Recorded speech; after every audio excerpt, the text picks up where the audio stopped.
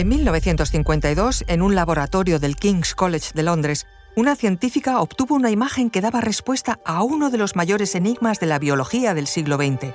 Aquella fotografía mostraba con claridad la tan reconocible estructura del ADN.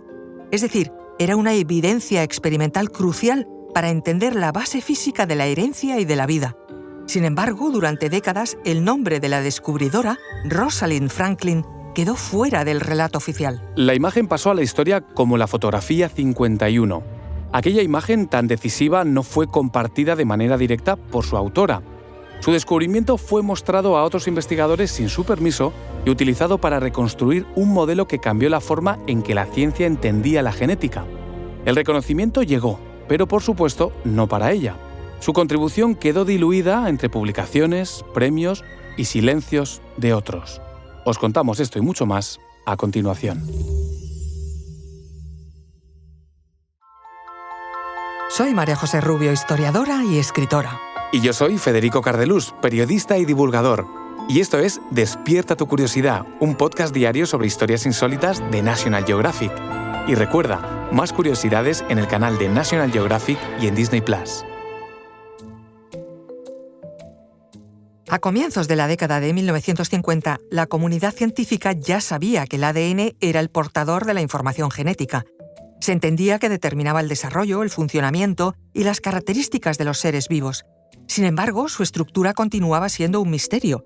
No se sabía cómo se organizaba ni de qué manera esa información se almacenaba y transmitía. Ese desconocimiento provocó una carrera científica intensa. Resolver la estructura del ADN significaba comprender la base material de la vida.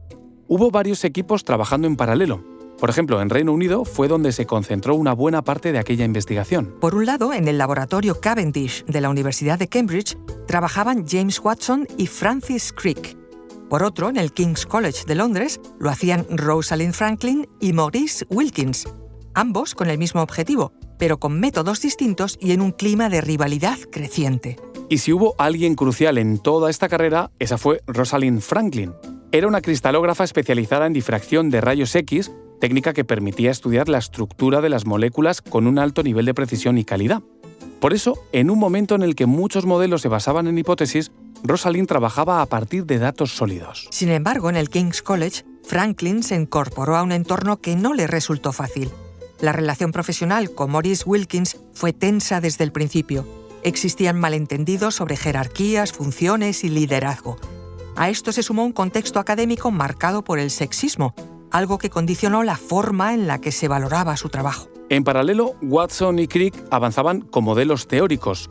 Proponían estructuras posibles del ADN, pero sin pruebas concluyentes. Sabían que necesitaban datos empíricos que confirmaran o descartaran sus ideas. Y esos datos estaban en Londres. En 1952 ocurrió el evento decisivo. Rosalind Franklin, junto a su estudiante Raymond Gosling, obtuvo una imagen decisiva mediante difracción de rayos X. La fotografía mostraba un patrón claro, con una forma característica que indicaba una estructura helicoidal. Aquella imagen pasó a conocerse como la fotografía 51. En la fotografía 51 se apreciaba un patrón en forma de X. Para una cristalógrafa experta, los datos le permitieron deducir dimensiones, distancias entre átomos y la disposición general de la molécula. Era una evidencia clara y rigurosa, pero Franklin fue cautelosa y no se apresuró a publicar conclusiones. De hecho, dedicó meses a reconciliar datos que parecían contradictorios. A principios de 1953, mientras Rosalind Franklin redactaba varios manuscritos, llegó a la conclusión de que el ADN estaba formado por dos hélices. Su trabajo incluso incluyó esquemas detallados del esqueleto de la doble hélice.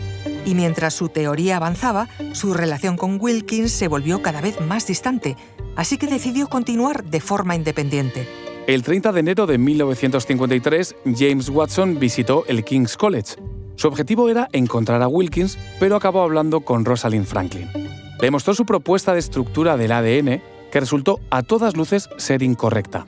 Ella, de buena fe, señaló los errores del modelo y el encuentro terminó con un desacuerdo evidente. Tras ese encuentro, Watson esperó a reunirse con Wilkins, y aquí Wilkins decidió mostrarle la fotografía 51.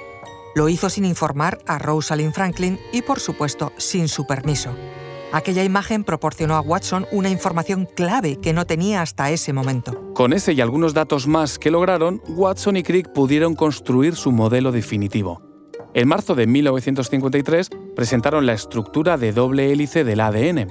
El modelo encajaba con los datos experimentales y resolvía el enigma que había ocupado la biología durante años. El hallazgo fue publicado en la revista Nature e incluía la fotografía 51, pero no explicaba su obtención ni reconocía el trabajo de la autora. Su contribución quedó relegada a menciones secundarias y técnicas. Rosalind Franklin nunca reclamó públicamente el crédito y continuó su carrera científica en otros ámbitos. Murió prematuramente en 1958 con solo 37 años, sin ver reconocido su papel en el descubrimiento de la estructura del ADN. En 1962, James Watson, Francis Crick y Maurice Wilkins recibieron el Premio Nobel de Medicina por el descubrimiento de la estructura de los ácidos nucleicos, y Franklin no fue incluida. Una ausencia que consolidó una narrativa incompleta donde no se señaló el origen de los datos ni la autoría de la fotografía. Con el tiempo, la revisión histórica permitió reconstruir los hechos. Se reconoció que sin el trabajo de Rosalind Franklin, la estructura del ADN no se hubiese descubierto en ese momento. Hoy su trabajo se estudia, se cita y se valora como una contribución esencial. La fotografía 51 dejó de ser solo una imagen para convertirse en símbolo de rigor, conocimiento y justicia científica.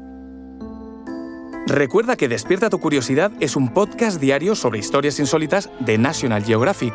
Disfruta de más curiosidades en el canal de National Geographic y en Disney+. Y no olvides compartir el podcast si has disfrutado con nuestras historias.